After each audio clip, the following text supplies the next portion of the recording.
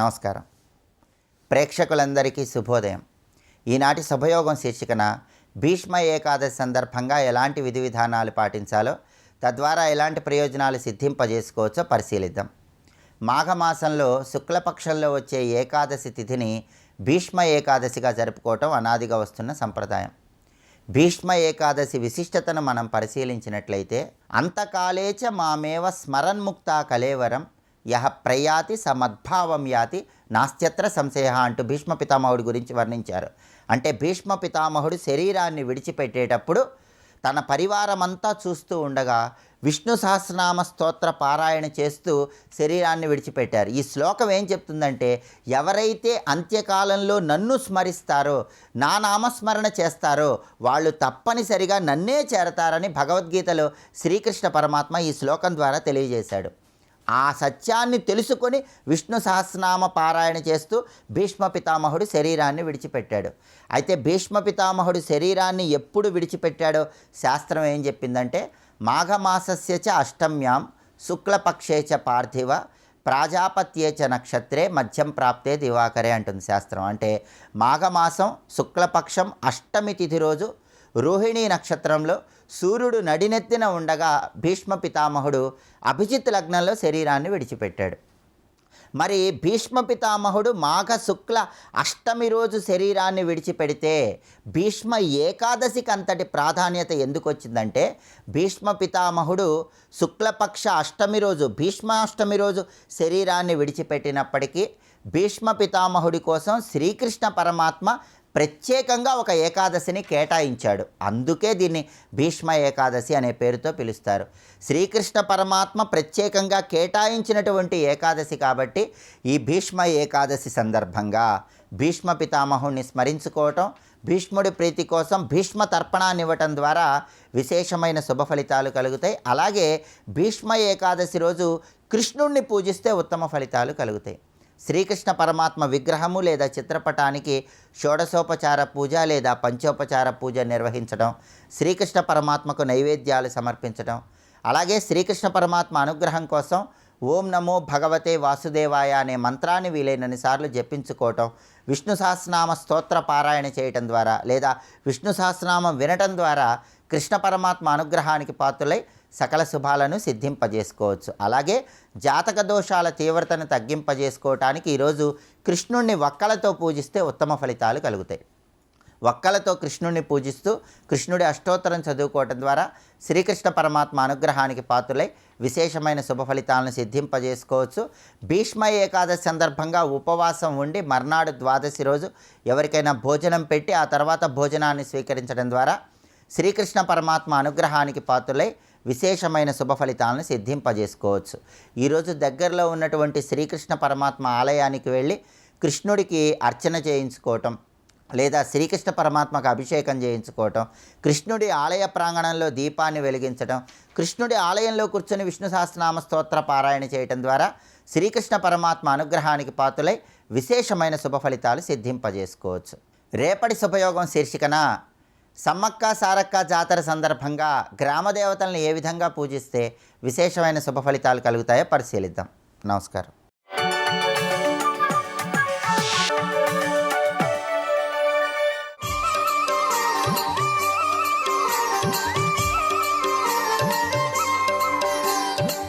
వనమాలి గదీశార్ంగీ శంఖీ చక్రీ చ నందకి శ్రీమన్నారాయణో విష్ణు వాసుదేవోభిరక్షతు. నమో భగవతే తుభ్యం వాసుదేవాయ ధీమహి ప్రద్యుమ్నాయ అనిరుద్ధాయ నమః సంకర్షణాయ చ. శ్రీమన్నారాయణాయ వాసుదేవాయ విష్ణవే నమో నమః. మాఘశుక్ల ఏకాదశి భీష్మ ఏకాదశి అని ప్రసిద్ధి చెందింది. నిజానికి భీష్మ అనే మాటకి పట్టుదల, ప్రతిజ్ఞ ఇత్యాది అర్థాలు ఉన్నాయి. పట్టుదలగా చేయవలసిన ఏకాదశి అని భీష్మ ఏకాదశి అని వ్యవహరించవచ్చు. మాటకొస్తే కొన్ని పవిత్ర మాసాల్లో ఏకాదశి నుంచి పూర్ణిమ వరకు భీష్మ పంచకము అంటారు. అంటే 5 రోజులు పట్టుదలగా దీక్షగా ఒక ప్రతిజ్ఞలాగా వ్రతం చేయాలనే ఉద్దేశంతో భీష్మ పంచకం అన్నారని చెప్పవచ్చు. కానీ మాఘశుద్ధ ఏకాదశికే భీష్మ ఏకాదశిని ఎక్కువ వ్యవహారం. దీనికి కారణం ఏంటంటే, కొంతమంది ఈ రోజున భీష్ముడు నిర్యాణం చెందాడు అంటారు, కానీ దాని ప్రమాణం లేదు. మహాభారత ప్రకారంగా భీష్ముడు నిర్యాణం చెందింది మాఘమాసంలో వచ్చిన శుక్ల అష్టమి నాడు. ఆ రోజున భీష్మ తర్పణములను కూడా చేస్తారు. అయితే భీష్ముడు మహాభాగవతోత్తముడు. ఆయన మాఘశుక్ల అష్టమి నాడు పరమపదించాడు, సిద్ధి పొందాడు, ఆ మహాత్ముడు ముక్తిని పొందాడు. అటువంటి భీష్ముడు ముక్తి పొందిన అష్టమి నాటి తర్వాత వచ్చే ఏకాదశి విష్ణుప్రీతిగా ఆ విష్ణు భాగవతుడైనటువంటి భీష్ముడి పేరు మీద ఏకాదశిని భీష్మ ఏకాదశి అని వ్యవహరించడం జరుగుతున్నది. ఎందుకంటే భగవంతుడైన నారాయణుడు భాగవత ప్రియుడు. భాగవతుల్లో అత్యంత ఉత్తముడు భీష్మ పితామహుడు, భాగవతోత్తముడు. అందుకే ఆయన స్మరణతో ఏకాదశి వ్రతం మనం చేసినట్లయితే నారాయణ అనుగ్రహం మరింత గొప్పగా లభిస్తుంది అని భీష్మ ఏకాదశి నాడు, అందున మాఘమాసం అత్యంత పవిత్రం కనుక ఈ ఏకాదశి వ్రతము శ్రేష్టమని చెప్పబడుతున్నది. కొన్ని మాసములైనా ఏకాదశి వ్రతాలు చేయాలి, ప్రతి మాసం చేయలేని వారు. అందులో మాఘమాసం అత్యంత ముఖ్యమైనటువంటిది. ఏకాదశి వ్రత విధానం అన్నిటి వల్లనే దీనికి చేయవలసిందే. దశమి ముందు రోజు రాత్రి నక్తవ్రతం చేసుకుని ఏకాదశి నాడు ఉపవాసం ఉండి ద్వాదశి నాడు పారాయణ చేసుకోవాలి. ఏకాదశి నాడు చేయవలసినది విష్ణు స్మరణ, విష్ణు పూజ, విష్ణు సహస్రనామ స్తోత్రం ఇత్యాదులు పఠనం చేయాలి. అంతేకాదు ఈ రోజున మాధవనామం ప్రధానంగా విష్ణువుకు వినియోగిస్తూ ఆరాధన చేయాలని చెప్పారు. ఎందుకంటే మార్గశీర్ష ఏకాదశి నుంచి కేశవాద నామాలతో పూజ చేయాలని చెప్తారు. అలాగే మార్గశీర్షం కేశవనామం అయితే పుష్యము నారాయణ నామం అవుతుంది, మాఘం మాధవనామం అవుతుంది.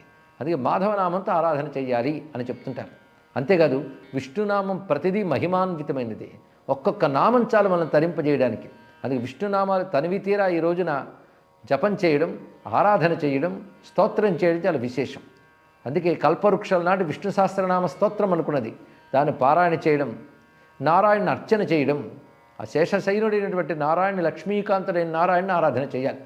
నారాయణ అనే మాటకే సర్వజీవులకు ఆశ్రయమైన వాడు అని అర్థం. నారం అంటే జీవ సమూహం, అయనం అంటే ఆశ్రయం అని అర్థం. సర్వజీవులకు ఆధారమైన వాడు, ఆశ్రయమైన వాడు, దిక్కైన వాడు నారాయణుడు. అదేవిధంగా మాధవుడు, మాధవుడు అంటే లక్ష్మీపతి అని ఒక అర్థం. ఇంకొక అర్థంలో మౌనం ద్వారా, ధ్యానం ద్వారా, యోగం ద్వారా తెలియబడేవాడు మాధవుడు అని మహాభారతంలో నిర్వచనం కనబడుతుంది. మౌనా ధ్యానాత్ యోగాచ్చ విద్ధిమాం అని కృష్ణ భగవానుడే చెప్పినట్టుగా అర్జునుడితో విషయం మనకు కనబడుతుంటుంది భారతంలో. అందుకే మౌన ధ్యాన యోగముల ద్వారా తెలియబడే పరతత్వమే మాధవుడు, నారాయణుడు. ఆయన కేశవుడు. కేశవుడు అంటే సూర్య చంద్ర అగ్ని మొదలైన కిరణములతో లోకములను అనుగ్రహించువాడు గనక ఆయన కేశవుడు అన్నారు. చక్కని కిరణములు కలిగిన వాడు అని అర్థం ఇక్కడ.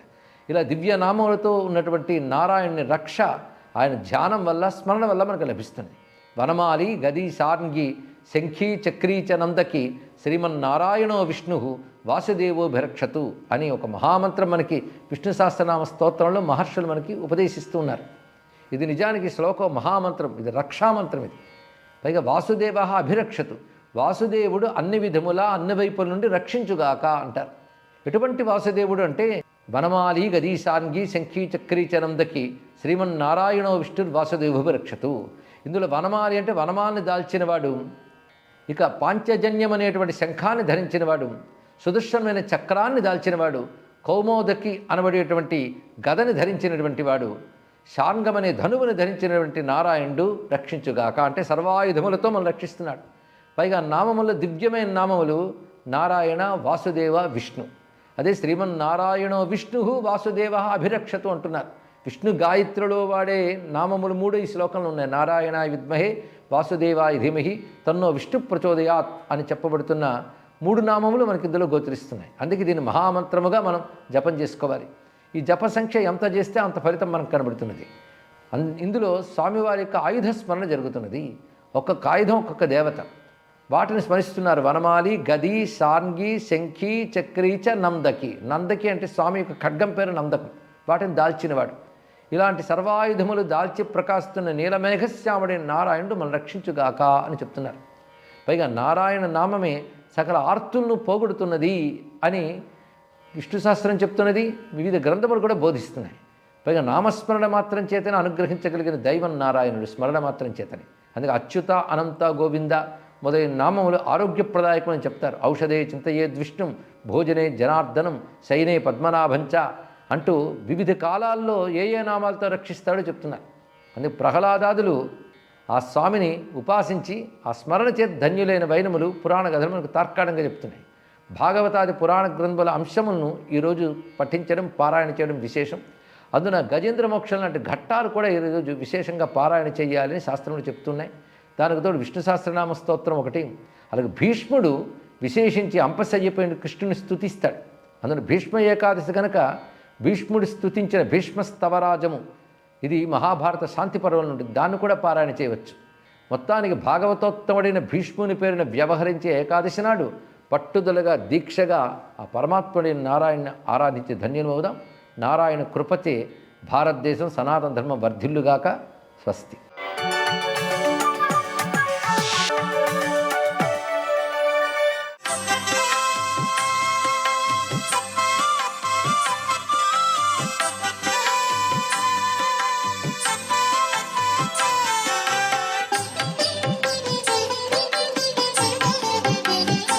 ఓం నమో నారాయణాయ. ఓం నమ శివాయ. శ్రీమాత్రే నమ. ఈరోజు మాఘశుద్ధ ఏకాదశి. దీన్ని మనం భీష్మ ఏకాదశి అంటాం. ఈ రోజున ఉపవాసం ఉండి విష్ణువును పూజ చేసి రాత్రిపూట జాగరణ చేసి మరునాడు ద్వాదశి తిథి నాడు వేద పండితులను పిలిచి విష్ణు పూజ చేసి నైవేద్యం సమర్పించి ఏకాదశి వ్రతాన్ని ఆచరించేటువంటి సాంప్రదాయ లక్షణం ఉంది. కాబట్టి ఇంత గొప్ప విశేషకరమైనటువంటి ఏకాదశి తిథి విష్ణుదేవునికి చాలా ప్రీతికరమైనదిగా మనం భావన చేస్తూ విష్ణు సహస్రనామార్చన, విష్ణు భగవానికి తులసి మాలికలతో అలంకరణ చేయటం, విష్ణుదేవునికి ప్రీతికరమైనటువంటి నైవేద్యమైనటువంటి లడ్డూలు, చక్ర పొంగలి వంటివి స్వామికి నైవేద్యంగా సమర్పించడం ఇత్యాది విశేషాంశాలు గనక ఆచరించినట్లయితే సర్వే సర్వత్రా ఆ నీరజాక్షుడు తన దివ్యవంతమైన అనుగ్రహాన్ని లక్ష్మీదేవితో కూడి మనకు ప్రసాదిస్తాడు సుమా అంటోంది శాస్త్రం. అంతేకాకుండా ఈ రోజున భీష్మ ఏకాదశి కాబట్టి భీష్మునికి తిలాతర్పణం అనేటువంటిది కూడాను మనం గనక దక్షిణం వైపు తిరిగి ఇచ్చినట్లయితే భీష్మాచార్యుల వారి యొక్క దివ్యవంతమైన అనుగ్రహం మన పట్ల చక్కగా పనిచేస్తుంది. మన వంశము కూడాను అభివృద్ధి చెందుతుంది అని చెప్పేసి శాస్త్రవచనం. సర్వే జనా సుఖినో భవంతు.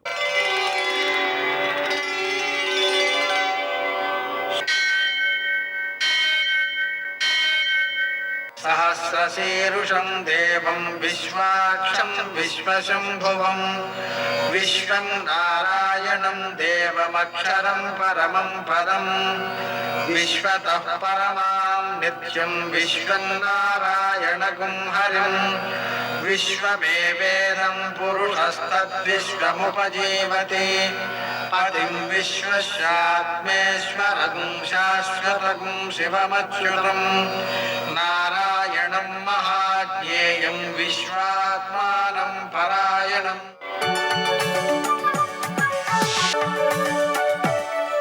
సూర్యశౌర్యమథేందురింద్రపదవీ సన్మంగళం మంగళం. మర్కటేశ మహోత్సాహ సర్వశోక వినాశన శత్రూన్ సంహర మాం వృక్ష శ్రియం దాపయ మే ప్రభో. నేటి కాలమాన విశేషాలను గమనిద్దాం. స్వస్తి శ్రీ చాంద్రమాన శోభకృన్నామ సంవత్సరం ఉత్తరాయణం, శిశిర ఋతువు మాఘమాసం, శుక్లపక్షం, మంగళవారం. సూర్యోదయం 6:44 సూర్యాస్తమయం 6:16. తిథి ఏకాదశి ఉదయం 9:57 వరకు. నక్షత్రం ఆర్ద్ర మధ్యాహ్నం 12:14 వరకు. వర్జం రాత్రి 1:16 నుంచి 3:01 వరకు. దుర్ముహూర్తం ఉదయం 9:02 నుంచి 9:49 వరకు. మరల రాత్రి 11:15 నుంచి 12:05 వరకు. అమృత ఘడియలు లేవు. రాహుకాలం మంగళవారం కాబట్టి మధ్యాహ్నం 3 నుంచి 4:30 వరకు. అష్టకవర్గరీత్యా శుభప్రదమైన సమయం మధ్యాహ్నం 2:50. నేటి విశేషం మంగళవారం. అలాగని భీష్మ ఏకాదశి, భీమ ఏకాదశి, జయ ఏకాదశి, భీష్మ పంచక వ్రతం, అలాగనే తిలపద్మ వ్రతం, త్రిపుష్కర యోగం. ఈ త్రిపుష్కర యోగం అనేటువంటిది మధ్యాహ్నం 12:14 ప్రారంభమై మరుసటి రోజు ఉదయం వరకు ఉంది. ఆ కారణంగా ఆ సమయంలో చేసేటువంటి పనులు పునరావృతం అవుతుంటాయి కాబట్టి అప్పులు ఇవ్వడం లాంటి పనులు చేయకూడదు, కలహించుకోవడం చేయకూడదు, దాన ధర్మాలు చేసుకోవచ్చు. అలాగనే ఈ భీష్మ ఏకాదశి అనే ప్రత్యేకత ఏమిటంటే భీష్మాచార్యుల వారు శరీరాన్ని విడిచిపెట్టినటువంటి సమయంగా భావిస్తూ ఉంటాం.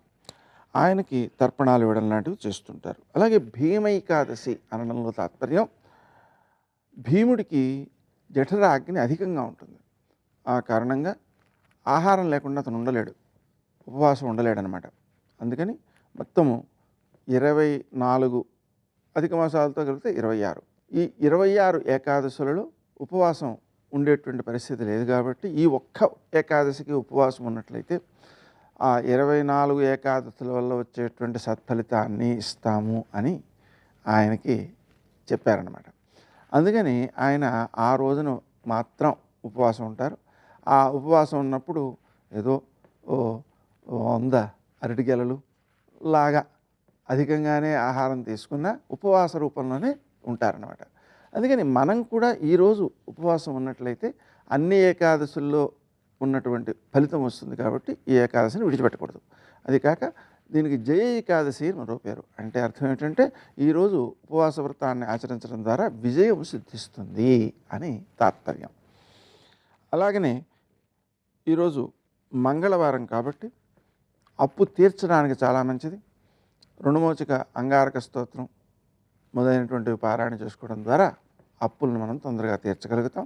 హనుమంతుని పూజించడం ద్వారా విజయాలను సాధించగలుగుతాం. జయ ఏకాదశి మంగళవారం జయవారం కలిసి వచ్చింది కాబట్టి దానికి విజయాలకు ఎక్కువ ప్రాధాన్యం ఉన్నటువంటి రోజు అన్నమాట. ఇది నేటి ఆణిముత్యాలు.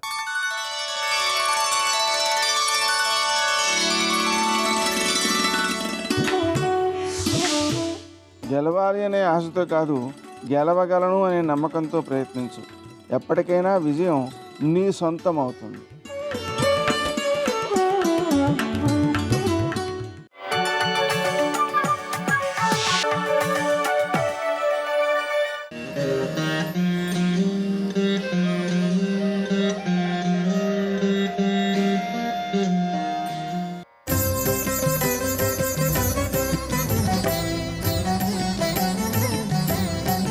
అంతర్వేది నృసింహాగ్ర రత్నలోచనాశక ఉత్తిష్ట కమలాకాంత భక్తాభీష్ట ప్రపూరయ అశ్వరూఢాంబికా వ్యాప్త జిహ్వరుద్దరి ఉద్గమ లక్ష్మీ నృసింహ భగవాన్ సుప్రభాతమరిందమ అంటూ శ్రీ లక్ష్మీ నరసింహస్వామి వారి నామస్మరణతో పునీతమైన దివ్యక్షేత్రం అంతర్వేది.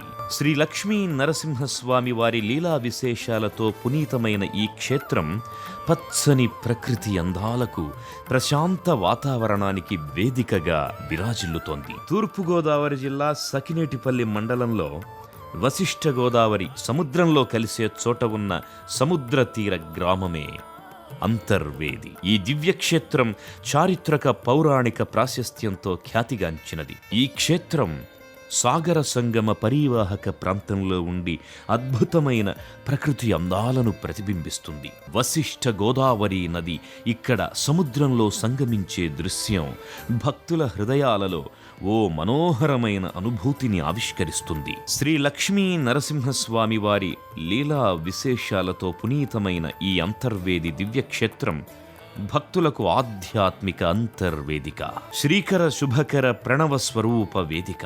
అనుదినం స్వామి దర్శనం కోసం వేచి ఉండే అశేష భక్తజన సందోహాన్ని నిస్సందేహంగా శ్రీకరంగా శుభకరంగా దీవించే పరమపుణ్యప్రద క్షేత్రం. దర్శించినంత మాత్రం చేతనే సకల శుభాలు కలిగించే క్షేత్రం, నరసింహ క్షేత్రాలలో అగ్రగణ్యమైన క్షేత్రం. శ్రీ లక్ష్మీ నరసింహస్వామి వారు శిలారూపంలో పశ్చిమముఖంగా అవతరించిన అంతర్నిధి అంతర్వేది క్షేత్రం. ఆలయ ప్రాంగణంలో ముందుగా భక్తులకు ఆంజనేయ స్వామి వారి ఆలయం దర్శనమిస్తుంది. ఆంజనేయ స్వామి వారి అవతారమూర్తులతో ఉన్న ఈ ఆలయంలో ఆంజనేయ స్వామివారు భక్తుల భయాలను తొలగించి స్వామివారి దర్శనం శుభకరంగా జరిగేటట్లు ఆశీర్వదిస్తారని భక్తులు విశ్వసిస్తారు. ఆయా దేవీ దేవతల్ని దర్శించుకున్న భక్తులు ప్రధానాలయ ప్రాంగణంలో ఆంజనేయ స్వామివారి ఆలయానికి ఎదురుగా ఉన్న కోదండ రామాలయానికి చేరుకుంటారు. విశాలంగా ప్రశాంతంగా ఉన్న ఈ ఆలయంలో సాక్షాత్తు కోదండరాముల వారు లక్ష్మణ సీతా సమేతంగా కొలువై ఉన్నారు. కోదండ రామాలయాన్ని దర్శించుకున్న భక్తులు ఆ తరువాత గర్భాలయ ప్రాంగణంలో ఉన్న వేణుగోపాల స్వామి వారిని దర్శించుకుని తరిస్తారు. వేణుగోపాల స్వామి దివ్యమంగళ శిలారూపాన్ని దర్శించుకున్న భక్తులు భక్తి శ్రద్ధలతో ఓం లక్ష్మీ నరసింహస్వామియే నమః, ఓం ప్రహ్లాద వరద లక్ష్మీ నరసింహస్వామియే నమః అంటూ గర్భాలయంలోనికి ప్రవేశిస్తారు. గర్భాలయ ప్రాంగణంలోకొచ్చిన భక్తులు అనంతరం లక్ష్మీ నరసింహస్వామి వారి దివ్యమంగళ శిలారూపాన్ని దర్శించుకొని శ్రీకూర్మానాయిక వరహే సపూచిత ఉగ్ర పంచామృతై ప్రతిదినం పరిశాంతరౌద్ర ఉత్తిష్ఠ పూజ్య పరిపూజ్య పవిత్ర పాశ లక్ష్మీ నృసింహ భగవాన్ తవ సుప్రభాతం అంటూ స్మరిస్తూ భక్తితో చేతులు జోడిస్తారు. నిత్య కళ్యాణం వత్సవైభోగం, నిత్య కళ్యాణం వత్సవైభోగం, స్వామిని దివ్యమోము సమ్మోహన భరితం, నిత్య కళ్యాణం వత్సవైభోగం, స్వామిని దివ్యమోము సమ్మోహన భరితం, నిత్య కళ్యాణం వత్సవైభోగం.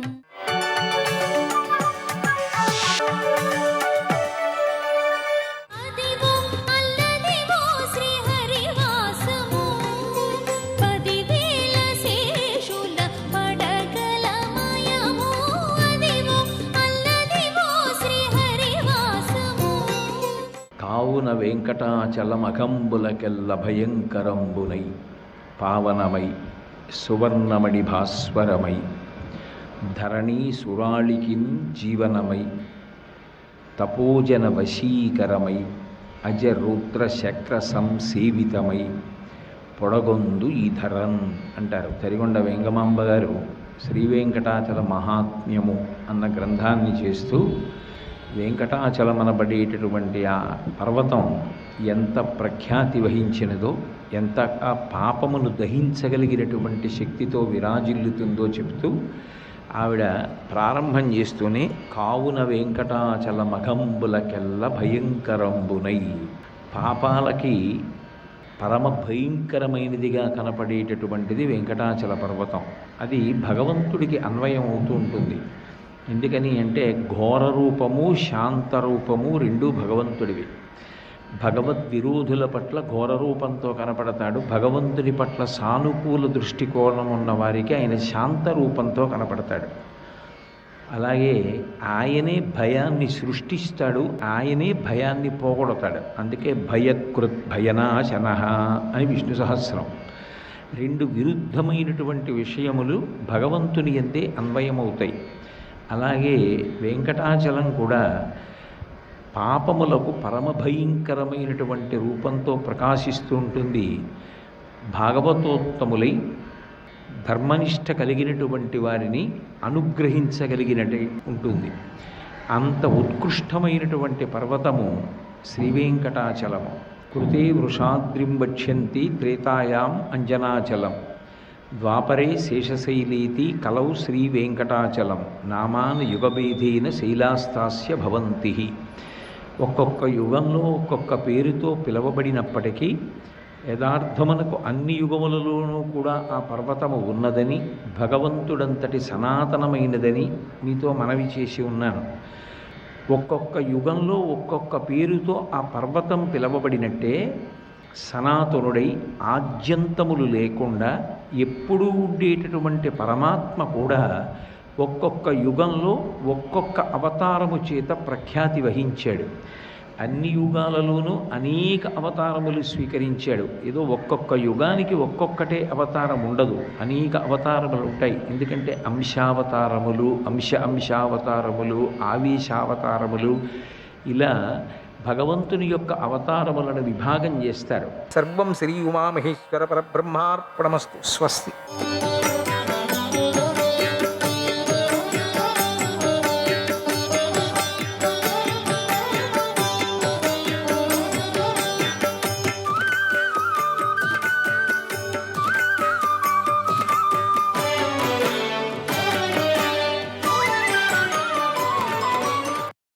ద్రోణాచార్యుడు తనపై దాడి చేయటాన్ని చూసి సాత్యకి నవ్వుతూ సారథితో ఇలా అన్నాడు, ఓ సారథి, ఈ విప్రుడు శూరుడు. తనకు తగిన పనిని విడిచిపెట్టి దుర్యోధనుని ఆశ్రయించాడు. ఇప్పుడు అతడి దుఃఖాన్ని, భయాన్ని పోగొడుతున్నాడు. ఈయన రాకుమారులు ఆచార్యుడిగా ఉన్నాడు. తనను శూరుడిగా భావించుకుంటూ ఉన్నాడు. నువ్వు ఏమాత్రం కంగారు పడకు, రథాన్ని ఆయన దగ్గర తీసుకొని వెళ్ళు అన్నాడు. అప్పుడు సారథి రథాన్ని వేగంగా ద్రోణుని ఎదుటకు తీసుకొని వెళ్ళి నిలబెట్టాడు. అప్పుడు వారు వేల బాణాలతో యుద్ధం చేసుకున్నారు. సాత్యకి ద్రోణుల పోరాటాన్ని నీ సేనలు, ధర్మరాజు సేనలు అలాగే నిలబడి చూస్తూ ఉన్నాయి. బ్రహ్మదేవుడు, చంద్రుడు మొదలైన దేవతలు విమానంపై నిలబడి చూస్తున్నారు. సిద్ధులు, చారణులు, విద్యాధరులు, నాగులు వచ్చి చూస్తున్నారు. వారు పురుషోత్తములు. ద్రోణుడు సాత్యకి శౌర్యాన్ని మనస్సులో అభినందించాడు. సాత్యకి నేర్పును చూసి ఎంతో ఆనందించాడు. ఇంద్రుడు, దేవతలు కూడా ఆనందించారు. అప్పుడు ధర్మరాజు భీముడు, నకులుడు, సహదేవుడు సాత్యకికి రక్షణగా నిలబడ్డారు. విరాటుడు, కేకేయరాజు, మత్స్యదేశీయులు, శాలివేయ సేనలు వేగంగా దృష్టద్యుమ్నుడు మొదలైన వారితో కలిసి ద్రోణాచార్యుడిపై దాడి చేశాయి. అప్పుడు వేల కొద్ది రాకుమారులు నీ కొడుకైన దుశ్శాసనుణ్ణి ముందుంచుకొని శత్రువులు చుట్టుముట్టినా ద్రోణాచార్యుని వద్దకు వచ్చారు. తర్వాత వారికి మధ్య ఘోరమైన యుద్ధం జరిగింది. రణభూమి అంతా దుమ్ముతోనూ బాణాలతోనూ నిండిపోయింది. అందరూ కలవరపాటుకు గురి అయ్యారు. సేనల వల్ల చెలరేగిన ధూళి వల్ల ఏమీ తెలియటం లేదు. అక్కడ యుద్ధం హద్దులు లేకుండా జరిగింది అన్నాడు సంజయుడు. శ్రీకృష్ణాయ పరమాత్మనే నమః. 99వ అధ్యాయం. సంజయుడు ధృతరాష్ట్రకి ఇలా చెప్తున్నాడు, మహారాజా, ద్రోణాచార్యుడు పాండవులతో యుద్ధం చేస్తున్నాడు. సూర్యుడు పడమటి వైపు వెళుతున్నాడు. ధూళి వ్యాపించి సూర్యుడి కాంతి తగ్గసాగింది. యోధులలో కొందరు నిలబడి ఉన్నారు, కొందరు పోరాడుతున్నారు. పారిపోయిన కొందరు తిరిగి వస్తున్నారు, కొందరు విజయం సాధిస్తున్నారు. ఇలా పగలు గడిచిపోసాగింది. సేనడు అలా యుద్ధం చేస్తూ ఉండటాన్ని అర్జునుడు, కృష్ణుడు చూశారు. సాయిందేవుడి కోసం ముందుకు వెళ్ళారు. రథమార్గ ప్రమాణంతో కౌంతేయో నిశితై శరై చకారయత్ర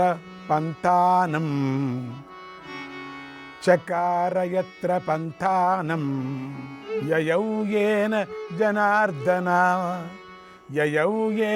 జనార్దన. అర్జునుడు పదునైన బాణాలను ప్రయోగించాడు. రథం ముందుకు సాగటానికి దారి చేశాడు. కృష్ణుడు ఆ మార్గంలోనే రథాన్ని వేగంగా నడుపుతున్నాడు. అప్పుడు అర్జునుడు వెళుతున్న రథ దారిలో నీ సేనలు రెండుగా చీలిపోయాయి. శ్రీకృష్ణుడు ఉత్తమ, మధ్యమ, అధమ మండలాలను ప్రదర్శిస్తూ రథాన్ని నడిపాడు. రథమే ఒక మండలాకారంగా నడుస్తుంది. అర్జునుడు ప్రయోగిస్తున్న బాణాలపై అతని పేరు చెక్కబడి ఉంది.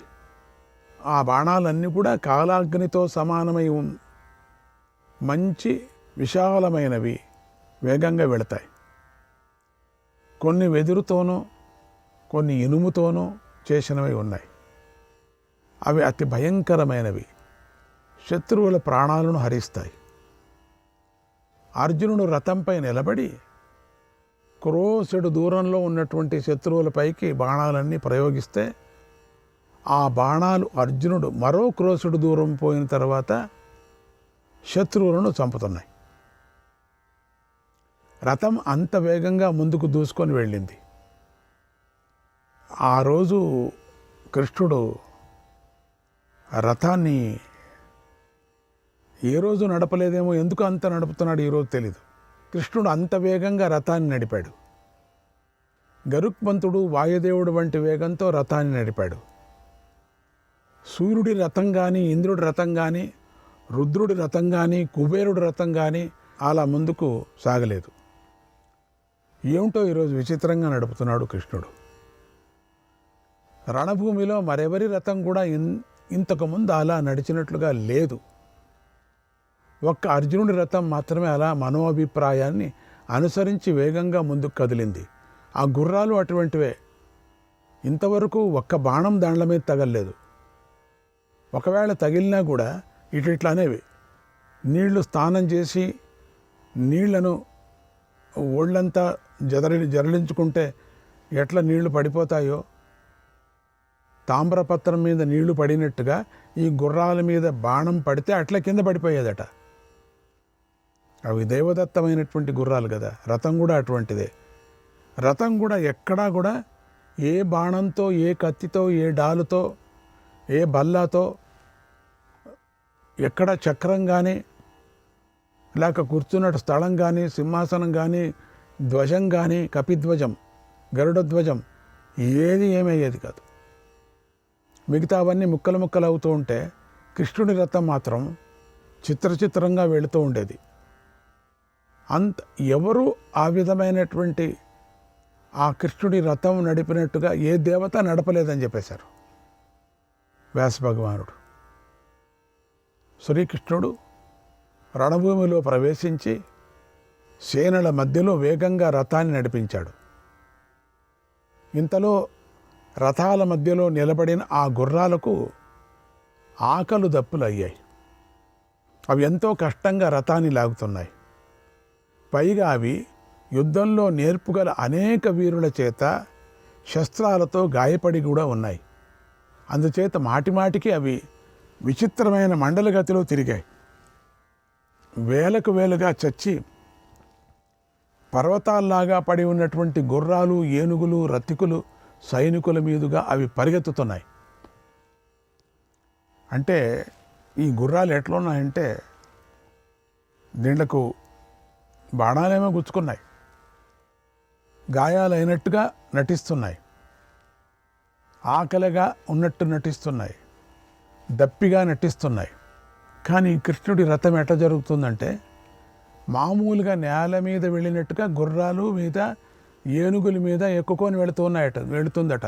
అంత స్పీడ్గా వెళుతూ ఉన్నది. వేరే వాళ్ళది వెళ్ళలేదు, అన్నీ పడిపోతాయి కింద. అంత పెద్ద పెద్ద ఏనుగుల మీద గుర్రాలు దాటడం ఏమిటి, ఆ చక్రాలు దాని మీద దొరలటం ఏమిటి, కానీ ఏం కావటం లేదు. పరమాత్ముడు ఉన్నాడు కదా దాంట్లో. పరమాత్ముడి రథం కదా అది. అందువల్ల ఆ గుర్రాలు బాగా అలిసిపోయాయి. రణభూమిలో నెమ్మదిగా నడవసాగాయి.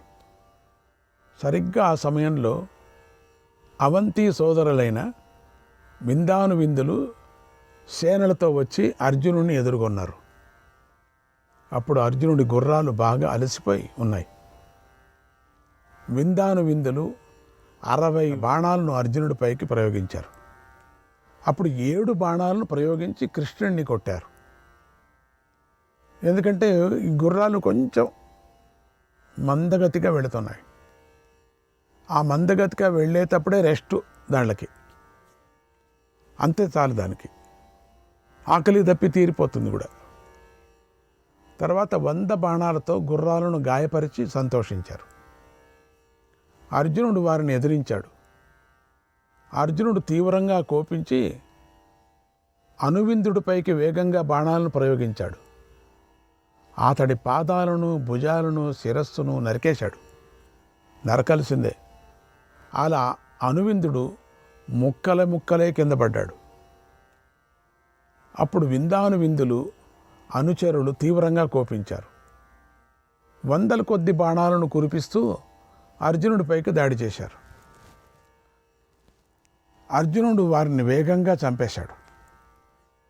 అర్జునుడిని చూసి నీ సేనలో ఎంతో భయపడ్డారు. అంతలోనే తేరుకొని అన్ని వైపుల నుండి అర్జునుడిపైకి దాడి చేశాయి. అప్పుడు నీ సేనలు అర్జునుడి అలసిపోయాడని గమనించాయి. సైంధవుడు దూరంగా ఉన్నాడని తెలుసుకొని పెద్దగా నినాదాలు చేశాయి. అన్ని వైపుల నుండి అర్జునుడిని ఎదిరించాయి. అప్పుడు అర్జునుడు తనను ఎదిరించిన వారందరినీ అడ్డగించాడు. నవ్వుతూ కృష్ణుడితో మెల్లగా అన్నాడు, ఓ కృష్ణ, గుర్రాలు బాణాలు దెబ్బలు తిని బాగా అలసిపోయాయి అనిపిస్తుంది. సైంధవుడు దూరంగా ఉన్నాడు. మనం ఇప్పుడు ఏం చేయాలి? బ్రూహి కృష్ణ యథాతత్వం, బ్రూహి కృష్ణ యథాతత్వం, త్వం హి ప్రాజ్ఞ తమః సదా, భవన్నేత్ర రణే శత్రూన్, భవన్నేత్ర రణే శత్రూన్, జేష్యంతీక పాండవాగ. నువ్వు మేధావివి. నీ నాయకత్వంలోనే పాండవులు ఈ యుద్ధంలో శత్రువులను గెలుస్తారు స్వామి. ఓ మాధవా, ఇప్పుడు నేనేం చేయాలో చెప్పు. గుర్రాలను రథం నుండి విప్పి వాటి గాయాలను మాన్చాలి కదా, ఇప్పుడు ఆ పని చేయాలి అన్నాడు. అప్పుడు శ్రీకృష్ణుడు, పార్థ, నీ అభిప్రాయమే నా అభిప్రాయం, ఈ పనే ముందు చేయాలి అన్నాడు. అర్జునుడు, కేశవ, నేను సకల సైన్యాలకు అడ్డగిస్తాను, నువ్వు ఇక్కడ గుర్రాలకు నీళ్లు త్రాగించన్నాడు. రథం నుండి క్రిందికి దిగి గాంధీవాన్ని పట్టుకొని కొండలాగా నిలబడ్డాడు. అప్పుడు అనేక మంది క్షత్రియులు నేలపై నిలబడి ఉన్నటువంటి అర్జునుడిని చూశారు. ఇదే మంచి అవకాశం అనుకొని పెద్దగా అరుస్తూ అర్జునుడి మీదకి దాడి చేశారు. వారి రథాల మీద వచ్చారు అందరూ. అర్జునుడు కింద నిలబడ్డాడు. వాళ్ళంతా ధనస్సులను లాగుతూ చుట్టూ ఉన్నారు. అర్జునుడి మీద బాణాలు ప్రయోగించారు. ఎట్లా ప్రయోగించారంటే 1, 2, 3 అంతస్తులతో. ఏంటట్లా అంటే కిరీటము ముఖానికి ఒకరు, ఛాతికొకరు, నడుము నుంచి కిందికి ఒకరు, అంటే వేల కొద్ది బాణాలు వచ్చాయి. అంటే మూడు రీతిగా వచ్చాయి. అర్జునుడు చుట్టుముట్టారు. అన్ని వైపుల నుంచి వస్తున్నటువంటి ఆ సేనలన్నిటినీ అర్జునుడు ఒక్కడే అడ్డగించాడు అన్నాడు సంజయుడు. అట్లా అర్జునుడు ఏం చేశాడు? వస్తున్నటువంటి బాణాలను తన యొక్క బాణంతో నేర్పుతో అట్లా చుట్టి వేశాడు. ఒకే చోట నిల్చున్నాడు, ఇట్లా వేశాడు.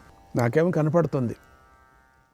అప్పుడు ధృతరాష్ట్రుడు సంజయుడితో ఇలా అన్నాడు, ఓ సంజయ, అర్జునుడు నేల మీదకు దిగాడు కదా, కృష్ణుడు గుర్రాలు బాగోగులను చూస్తున్నాడు కదా, ఇప్పుడు నా సైన్యం అర్జునుడిని ఎందుకు చంపలేదు? చంపచ్చు కదా, మంచి టైం కదా, ఈ అవకాశాన్ని ఎందుకు ఉపయోగించుకోలేదు అని అడిగాడు. ఈయనకి ఎంత బుద్ధి వచ్చింది చూడండి. ఇప్పుడు ఇంకా బుద్ధి రాలే. అర్జునుడిని చంపచ్చు కదా, ఎందుకు చంపలేదు మా వాళ్ళు? కొంచెం నువ్వు చెప్పకూడదా చంపండి అని? ఓ మహారాజా, అర్జునుడు నేలపై నిలబడి రథాలపై ఉన్న రాజులందరితోనూ పోరాడుతున్నాడని చెప్తున్నాను కదా, వినపడటం లేదా మీకు? అతడు ఒంటరిగానే అందరినీ అడ్డగించాడు అంటున్నాను కదా, చంపచ్చు అని మీరంటున్నారు. అసలు చచ్చేవాళ్ళు మనవాళ్లే, అది తెలుసా? అప్పుడు కృష్ణుడు అర్జునుడితో ఇలా మాట్లాడుకుంటున్నారా? ఈ మధ్యలో వీళ్ళు ఏం చేస్తున్నారు అంటే, అర్జునుడు కృష్ణుడు మాట్లాడుకుంటూ అర్జునుడు బాణాలు ప్రయోగిస్తున్నాడు చుట్టూ ఉండే వాళ్ళతో. అట్లా చేస్తున్నాడా? అర్జునుడు అంత గొప్పనా? అప్పుడు కృష్ణుడు అర్జునుడితో ఇలా అన్నాడు, ఓ అర్జున, ఈ యుద్ధ భూమిలో గుర్రాలకు సరిపోయేంత నీరు లేదు, అవి నీళ్లు త్రాగాలనుకుంటున్నాయి, కానీ వీటికి స్నానం చేయాలని కూడా లేదు. ఇదమస్తీత్య సంభ్రాంతక, ఇదమస్తీత్య సంభ్రాంతక బ్రువన్నస్త్రేణ మేధినిం, బ్రువన్నస్త్రేణ మేధినీం అభిహత్యార్జున చక్రే, అభిహత్యార్జునశ్చక్రే వాజిపానం సరః శుభం, వాజిపానం సరః శుభం. అప్పుడు అర్జునుడు ఇదిగో నీరుంది అంటూ నిశ్చింతంగా ఒక అస్త్రాన్ని నేల మీదకు ప్రయోగించాడు. గుర్రాలు నీరు త్రాగటానికై ఒక చక్కని మంచి సరస్సును నిర్మించాడు. అక్కడక్కడికే ఒక సరస్సును నిర్మించాడు. ఆ సరస్సు హంసలతోనూ కారండవాలతోనూ నిండి ఉంది. అక్కడ చక్రవాకాలు తిరుగుతున్నాయి. ఆ సరస్సు విశాలంగా ఉంది. ఆ యుద్ధ భూమిలోనే చూడండి, అంత పెద్ద యుద్ధ భూమి అని అర్థం. అందుకే కురుక్షేత్రం ఎన్నుకున్నారు వాళ్ళు. చిన్న స్టేడియం కాదు, 1000 స్టేడియంలు ఉంటే అట్లా ఒక యుద్ధ భూమి అది. ఒక సరస్సు ఉంటే మామూలుగా మామూలు ఒక చెరువులాగా, చిన్న చెరువు. అందులో జలం నిర్మలంగా ఉంది. అందులో వికసించిన తామరాలు ఉన్నాయి చూసారు. కూర్మమత్స్య గణాకీర్ణం అగాధం ఋషి సేవితం, అగాధం ఋషి సేవితం ఆగచ్చన్నారద ముని, ఆగచ్చన్నారద ముని దర్శనార్థం కృతం క్షణాత్, దర్శనార్థం కృతం క్షణాత్. దాని నిండా తాబేళ్ళు మత్స్యాలు ఉన్నాయి. అది లోతుగా ఉంది. వేరే ఋషులు దానిని సేవిస్తున్న ఋషులు వేరే ఉన్నారు అక్కడ. క్షణకాలంలో నిర్మించబడిన ఆ సరస్సును చూడాలని నారద మహర్షి వచ్చాడు అక్కడ. అర్జునుడు విశ్వకర్మలాగా అద్భుత కర్మలు చేస్తాడు. అతడికి ఆ శక్తి ఉంది అర్జునుడికి. విశ్వకర్మ ఏం చేస్తాడో అటువంటి శక్తి అర్జునుడికి ఉన్నది. కేవలం బాణాలతో చేసేశాడు. అర్జునుడు బాణాలతోనే అక్కడొక ఇంటిని కూడా నిర్మించాడు. అవన్నీ వెదురు బాణాలు. బాణాలతోనే స్తంభాలు నిర్మించాడు. దానిపై కప్పు కూడా బాణాలతోనే నిర్మించాడు. తతక ప్రహస్య గోవిందక, తతక ప్రహస్య గోవిందక సాధు సాధ్విత్యథ బ్రవీత్, సాధు సాధ్విత్యథ బ్రవీత్ శరవేష్మని పార్థేన, శరవేష్మని పార్థేన కృతే తస్మిన్ మహాత్మనా, కృతే తస్మిన్ మహాత్మనా. శ్రేష్ఠుడైన అర్జునుడు అలా బాణగ్రహాన్ని నిర్మించగానే కృష్ణుడు నవ్వుతూ బాగు బాగు అంటూ అర్జునుడిని అభినందించాడన్నాడు సంజయుడు. శ్రీకృష్ణాయ పరమాత్మనే నమః. 100వ అధ్యాయం. ఇప్పుడు సంజయుడు ధృతరాష్ట్రకి ఇలా చెప్తున్నాడు. ఓ మహారాజా, అర్జునుడు యుద్ధభూమిలో సరస్సును నిర్మించాడంటే శత్రుసేనను తరిమికొట్టి బాణాలతో ఇల్లు నిర్మించాడు. దాన్ని శ్రీకృష్ణుడు మెచ్చుకున్నాడు. శత్రుసేనను తరిమి కొడుతూ ఈ పని చేశాడండి. తీరిగ్గా చేయలేదు. కృష్ణుడు రథం నుండి వేగంగా క్రిందికి దిగి బాణాలతో గాయపడిన గుర్రాలను విడిపించాడు. ఆయన హస్తము తగులుతూనే గుర్రాలకి ఇంకేం గాయాలు ఉంటాయండి. అంతకుముందు ఎప్పుడూ చూడని ఆ సన్నివేశాన్ని సిద్ధులు, చారణులు, సైనికులందరూ చూశారు. కృష్ణార్జునును మెచ్చుకున్నారు. అర్జునుడు భూమి మీద నడుస్తూ యుద్ధం చేస్తుంటే మహారథులు ఎవరూ అతడిని అడ్డగించలేకపోయారు. శ్రీకృష్ణాయ పరమాత్మనే నమః.